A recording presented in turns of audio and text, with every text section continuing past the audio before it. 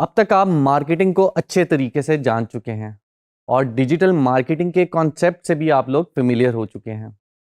अब हम बात करेंगे मार्केटिंग की कैटेगराइजेशन पे। हम मार्केटिंग को दो कैटेगरीज में डिवाइड करते हैं।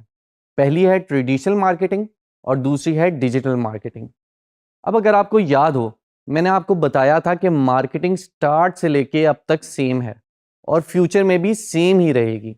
यानी मार्केटिंग हर उस एक्टिविटी का नाम है जो कि बिजनेस अपनी प्रोडक्ट या सर्विस को प्रमोट करने के लिए करता है। अगर मार्केटिंग सेम है तो फिर हम कैटेगराइजेशन किस बेस पे करेंगे? हम कैटेगराइज करेंगे मार्केटिंग को मीडिया की बेस पे। मीडिया क्या है? मीडिया वो टूल या वो मीडियम है जिसके थ्रू बिजनेस अपना मैसेज अपनी ऑडियंस तक पहुंचाता है। अब अगर ये मीडिया डिजिटल हो तो हम उसको डिजिटल मीडिया कह देते हैं और उस पर जो मार्केटिंग हो रही है उसको हम डिजिटल मार्केटिंग कह देते हैं। और अगर ये डिजिटल ना हो तो हम इसको ट्रेडिशनल मीडिया कह देते हैं और इस पर जो मार्केटिंग हो रही है उसको हम ट्रेडिशनल मार्केटिंग का नाम दे देते हैं। हमें पता कैसे चलेगा कि जो मीडिया है वो डिजिटल है या नहीं? उसके लिए हमारे पास दो कंडीशंस हैं। अगर ये दो कंडीशंस मीट हो रही हों तो उस मीडिया को हम डिजिटल मीडिया कह देंगे और उस पे जो मार्केटिंग है वो डिजिटल मार्केटिंग है। अदरवाइज वो ट्रेडिशनल मीडिया है और उस पे जो मार्केटिंग है वो ट्रेडिशनल मार्केटिंग है।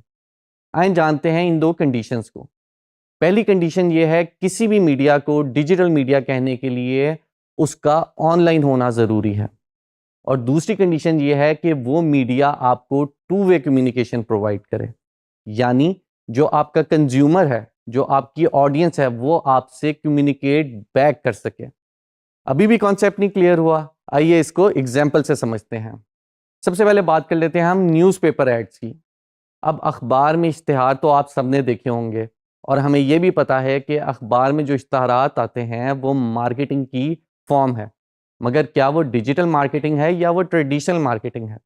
तो चलिए इसको हम अपनी कंडीशंस पे अप्लाई करके देखते हैं। सबसे पहले ये जान लेते हैं कि क्या न्यूज़पेपर जो है वो ऑनलाइन है या नहीं।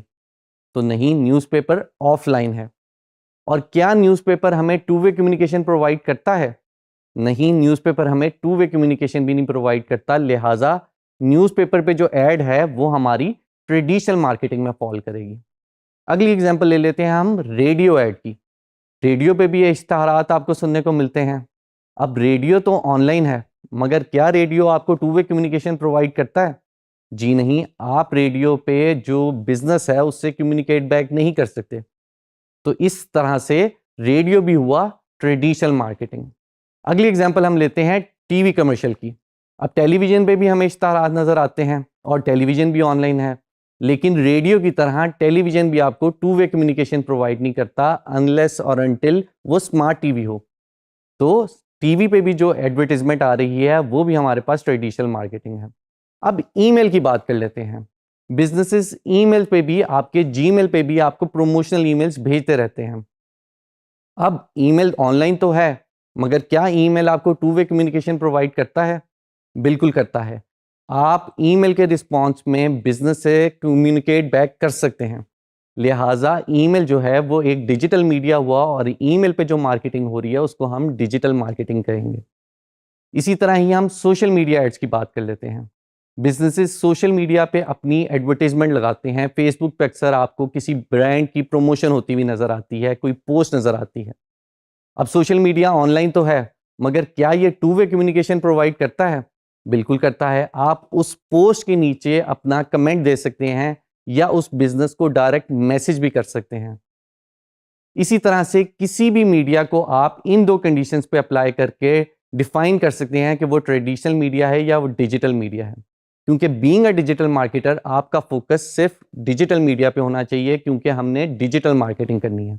मार्केटिंग की जितनी भी डिस्कशन थी वो हमने इस टॉपिक तक कर ली है। अगले वीडियो लेक्चर्स में हम अब डिजिटल मार्केटिंग की बात करेंगे।